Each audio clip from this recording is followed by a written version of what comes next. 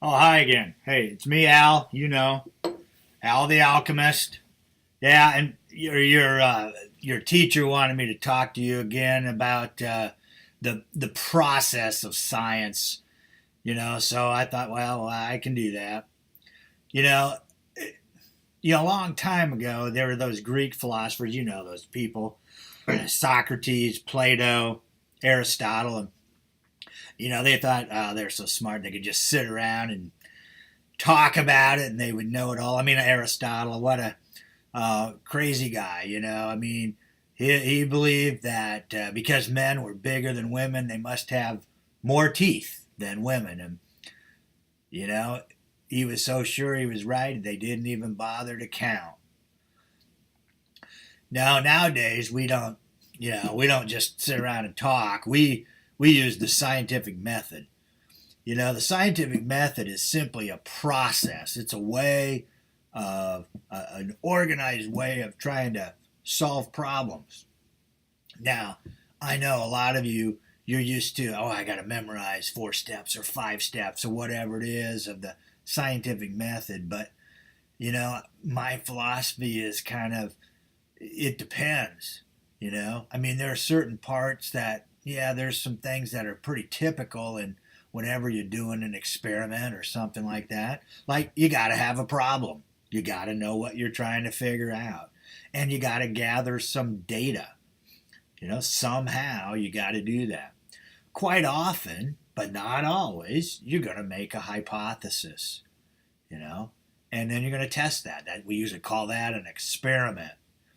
And then you're going to see whether your data agrees with your hypothesis. And if you're a good experimenter, you're going to repeat that process multiple times and see what you've got going. Now, I want you to understand that those steps, they don't all have to be in there every single time.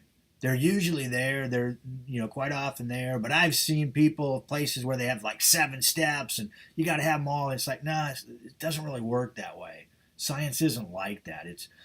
That's what you learned in middle school. Nowadays, I'm telling you the truth.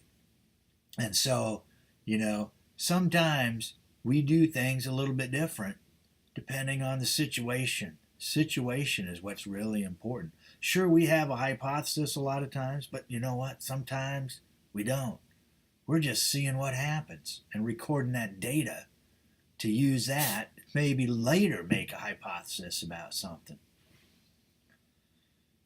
One thing I absolutely don't ever want to hear is you calling a hypothesis an educated guess. Hypotheses are not guesses. That I know, it's what you were taught. I know it. I hate it. Don't say it. Okay? If you put it on a test, your teacher will count it wrong. I know, because he doesn't like that saying. A hypothesis is not an educated guess. A hypothesis is a tentative explanation. That's a much better way of saying it. All right, here comes some really tough stuff. This is where people go wrong all the time. I'm talking about hypothesis versus theory versus law. Because you know what? Most people think it's like I start with a hypothesis and I test it and I get a theory and then I take that theory and I get a law. Wrong. No, doesn't happen. Now, can what I have for hypothesis become a theory? Yeah, that could happen. Theory, theory is an explanation. It's an explanation of what we see or what we've observed. That's what theories are, explanations. But the big thing is they have to be falsifiable. In other words, there has to be a way to prove it false. If you can't prove it false, it's not a theory. Okay? It might be something good, but it's not a theory. Okay? So, theories are never proven. Important thing. Can never prove theories. You can disprove them, can't prove them. You're always on the losing side if you're betting on a theory because you'll never win, but you could lose. A scientific law, that's a summary of the results of the observations and the experiments. Now, theories do not become laws. They are two different things. It's like cats and dogs. They're different. Okay? Theories are explanations. Laws are summaries. That's it. Don't put them together. There's not a process where a theory can become a law. Just like I've never seen a cat become a dog. So when we're testing these things, testing our hypotheses or our theories or whatever, if we're testing them, we usually do an experiment. Now, if you're a good scientist, you're going to do a controlled experiment. In other words, I'm just going to change one thing. If I'm going to see, hey, does this fertilizer work on my plants? I don't want to change the fertilizer on one to the other and then also change how much water and then also change whether it's in the sunlight and then also change whether I put some soil in it or whatever else, okay? You don't want to be doing that. One thing, controlled experiment. That's the key. Now, when you do that, then you have what you call independent variables and dependent variables. Like, for instance, if I'm going to be growing my plants with fertilizer, the amount of fertilizer I'm using might be my independent variable. The dependent variable depends on that. That's where that comes from, dependent, get it? The dependent variable might be how tall the plant grows. So the more fertilizer, the taller the plant grows. Independent variable would be the fertilizer.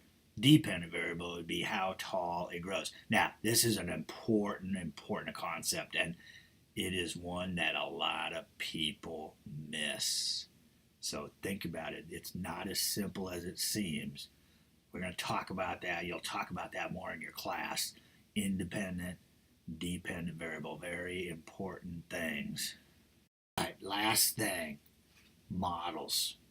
Models are descriptive, they're graphic, they can be three-dimensional representations of something that we're doing in science, maybe a hypothesis or theory or something that helps us to understand what we're doing.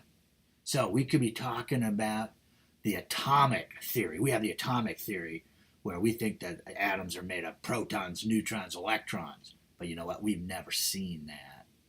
So that's just a theory. And, we could disprove it maybe someday. Maybe there's something different.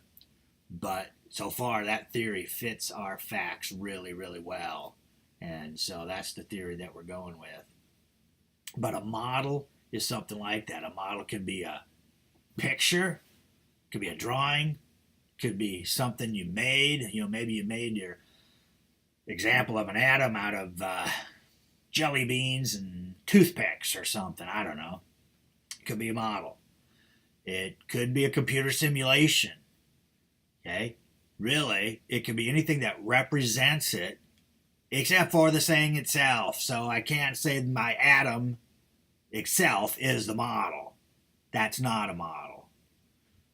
But a drawing of it, a picture of it, any of those kind of things, those would be models. You know that. That makes perfect sense to you.